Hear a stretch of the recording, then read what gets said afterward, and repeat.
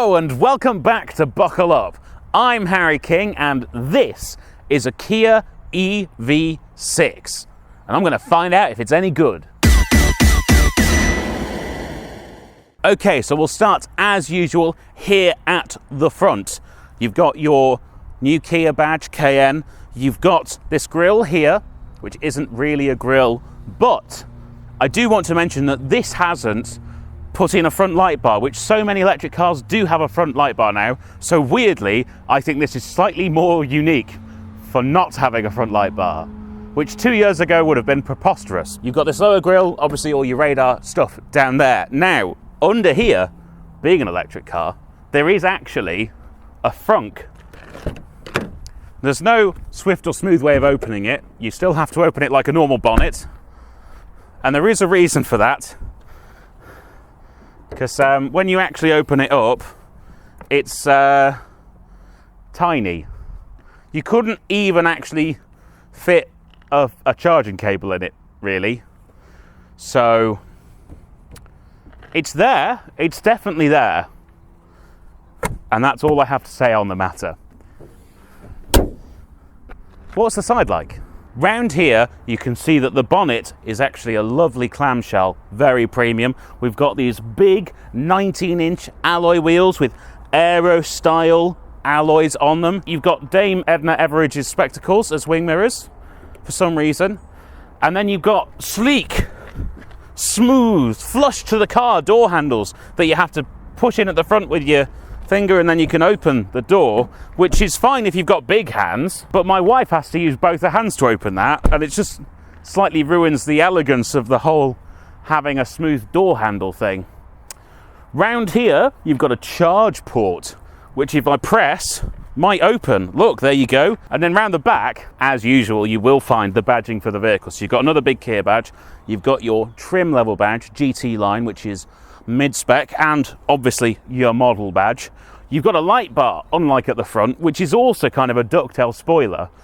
And also, you've got a roof spoiler up here, double spoiler, double sporty.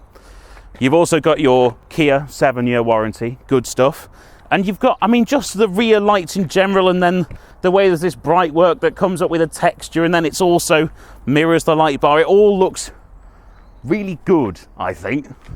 And it's very sleek. If you really think about it, this is a hatchback, which I'll now show you in what I mean. You'll see it has a hatch on the back of it. I will first, before talking about the boot, issue a warning. The light bar protrudes from the side of the boot when it's open, and if you walk around the side of the car and you're not paying attention, I hope we don't get demonetized, but look, it wounded me. I'm an injured man. But here we have a lovely big boot, lots of space, though obviously you lose some practicality due to the hatchback nature of the vehicle. That's okay though, because you also have some underfloor storage where you can keep your charging cables, since you can't fit them in the front where it would make the most sense. But there's loads of space under the floor. It lifts all the way out. Look at that. You could fit in at least 6 pizzas. Also, further to the practicality of this boot, I can just casually do that and lower the middle row. And now what I have is a really big, practical, open load space, continuous load floor, not quite flat, but just huge amounts of room. Not quite as much room though as you would get in an Ioniq 5. But do you have more space in the rear seats? No, I do not have as much space as I would have in the back of an Ioniq 5, which is incidentally the sister car to the Kia EV6. I do have lots of great stuff back here though, so I have enough legroom for starters. I'm sat with this seat in my driving position, and I have space between the chair and my knees, which is good. I have headroom if I sit normally. I also have an armrest here that I can pull down that has cup holders in it, and I've got through loading as well, which is important because these seats only actually fold 60-40. So Otherwise, you'd have to put a whole useful seat down rather than just the middle one if you needed to do some through loading.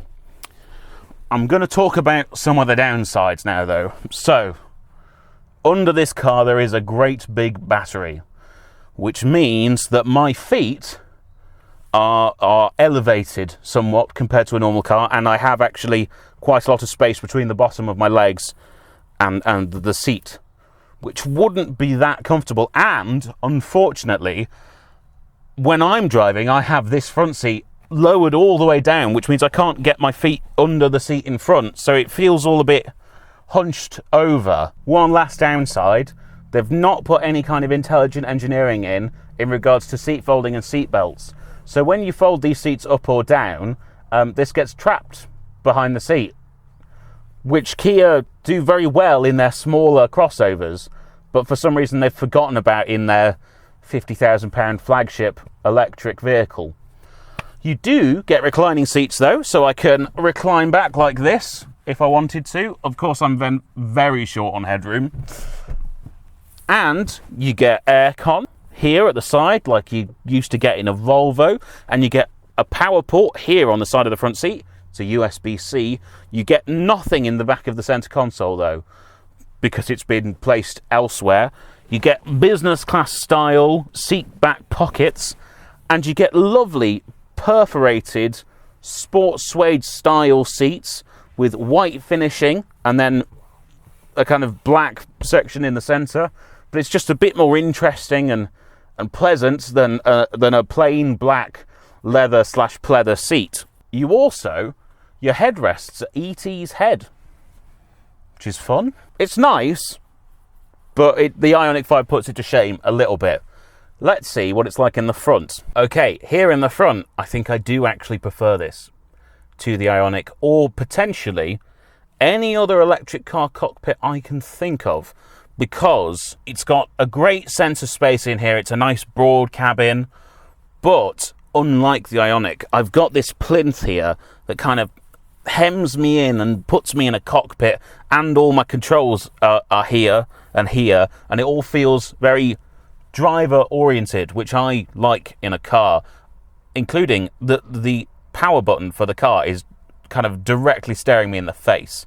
Materials, you've got interesting patterned material on the dashboard that's then mirrored on the top of the center console armrest. You do, however, have in this cabin some hard plastics. There's hard plastics on the backs of these front chairs. There's hard plastics around the bottom of this plinth, down lower on the dash and further back on the dash.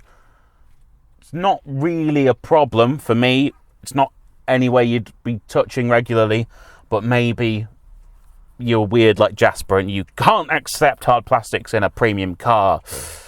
You've got loads of USB ports. So I've got the USB port down here for the Apple CarPlay or Android Auto. That's USB-A. You've also then got another USB-C down here. And then you've got another USB-C at the front of this kind of under center console storage area. And then also a 12-volt socket. And I forgot to mention, if you weren't aware, in the back, as well as the two USB-Cs there's also a 3-pin socket if you need to charge your laptop. You've got a good sized center console storage area with then another little cubby here and 2 cup holders, a wireless charging pad for your phone. However, the Android Auto or Apple CarPlay is wired only. Real, physical, heated seat controls and a heated steering wheel control. Another place where this beats the Ioniq 5 and many, many other modern electric cars looking at UVW. And you've always got your aircon controls here. Now, a lot of them are touch sensitive. I'd rather they were real buttons, but they're always here. They're always illuminated, and you control the temperature with an actual dial, which is good. Infotainment, this is massive. It's the standard Kia system that we've seen in so many vehicles. It's really great, really responsive. I love the color scheme. I love the general aesthetic of it. And then the digital gauge cluster as well. Again, it's the Kia Hyundai system we've seen in so many cars. So you've got your speed on one side and your power on the other and your battery charge and all that stuff. And it will change color if you change your drive mode.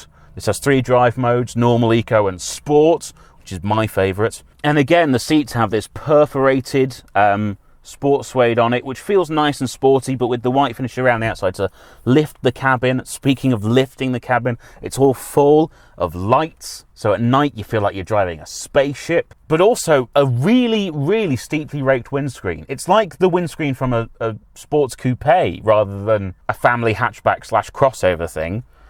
You do get slightly over large A-pillars, which you do have to look around sometimes. And Dame Edna Everidge's spectacles do bother me slightly because you've got the additions on the end of the wing mirrors, but they're not actually used to give you any more glass. You've just got extra non-reflective material, which feels pointless and I have to assume cannot improve drag. But if you're an engineer that understands wind, tell me if I'm wrong. You've got a good sized glove box, and it is a glove box, not a glove drawer, but it's huge, massive. And look at this owner's manual. It's all wrapped up in felt. Very premium. It's like I'm on the shopping channel. Obviously, everything in here is electric seats.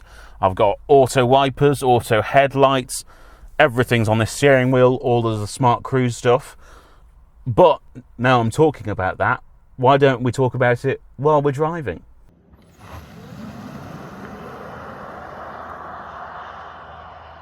Okay, so driving the Kia EV6, let's start with some headline figures. So this is the all-wheel drive GT line, which means it has 321 horsepower and 605 Newton meters of torque, which obviously are all available from zero. It has a 77.4 kilowatt hour battery and a WLTP range of over 300 miles, which I've not got so far, but that's because I keep doing this, which is quite a lot of fun, because that's the 605 Newton meters kicking you in the back of the head.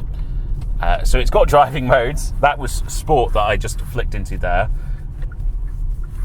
And it's quite good fun in sports mode because you get more power response. But then you can stick it in normal or eco and it becomes very civilized.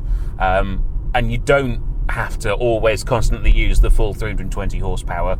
You can just drive around normally and sensibly, and it will then do a good range. I have been able to get this above 4 miles per kilowatt hour, which is very, very efficient indeed. But I much prefer driving it fast, and with good reason. The chassis and the handling are really rather good. Better, I think, than its Hyundai counterparts. Certainly better and more feeling than anything Tesla will sell you.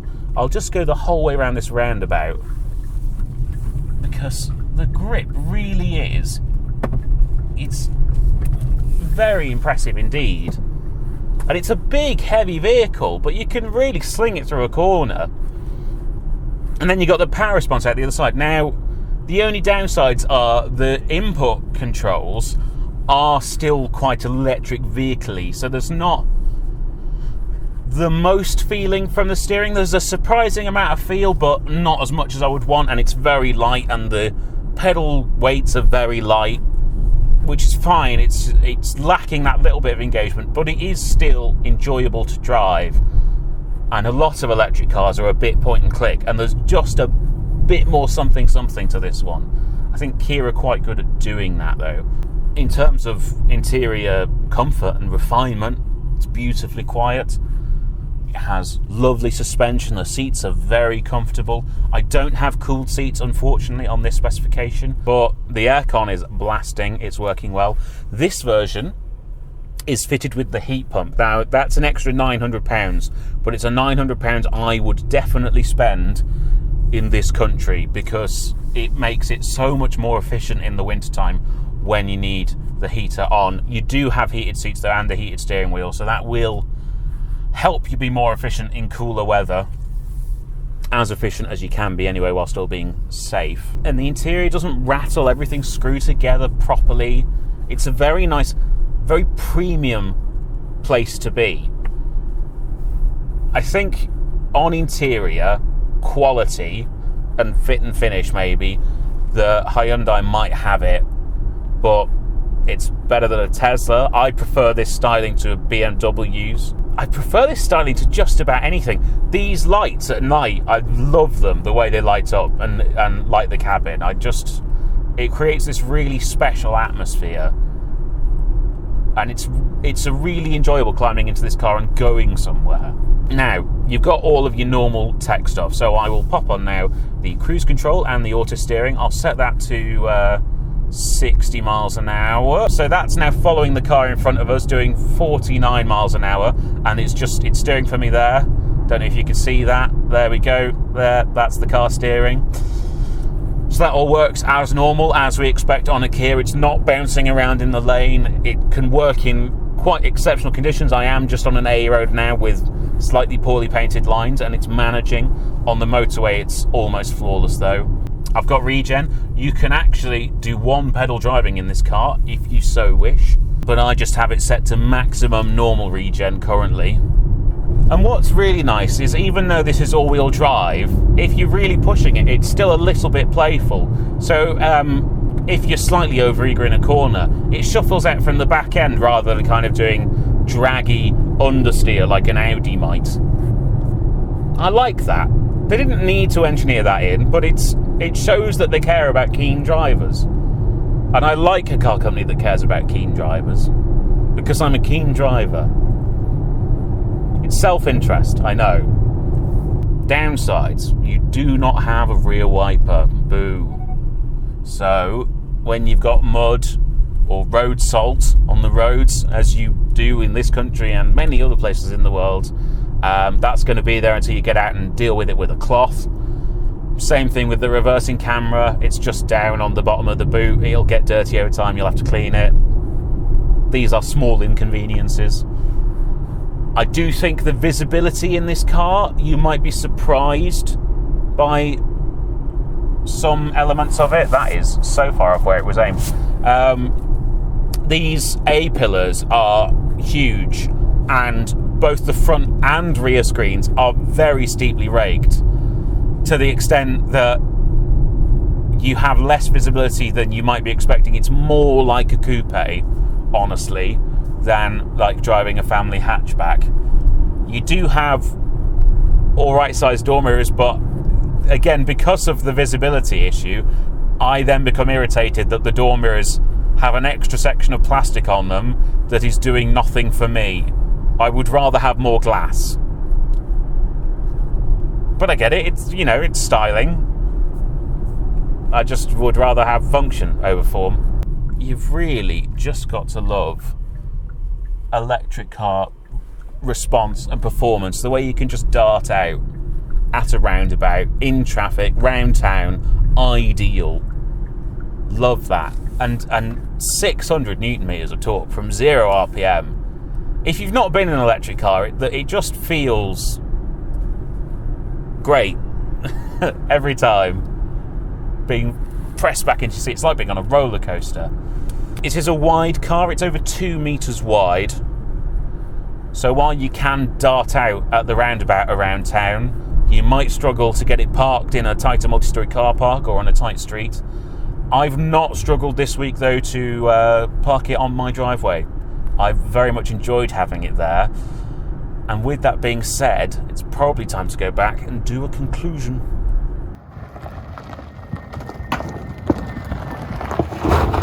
Okay, so there you go, the Kia EV6. I'm going to come out and say it. It's my favourite electric car. I think the driving engagement is at a higher level than probably any car of under £100,000 as an EV. It's just everything I want from an electric vehicle. So there you go. I don't think I can give a better endorsement than that. Thank you so much for watching. Please remember to like, comment, and most importantly, subscribe. You'll find all of the links to all of our social media down in the description. You'll also find 2 ways to support the channel. We have a merchandise store where you can buy a nice sun hat for sunny days like this. Or we have channel memberships where you can join up and pay monthly, like Netflix or something, except you'll be giving money to us and not greedy studio executives. Sounds good, right? But with all that being said, thank you so much for watching, and I'll see you next time. Bye-bye.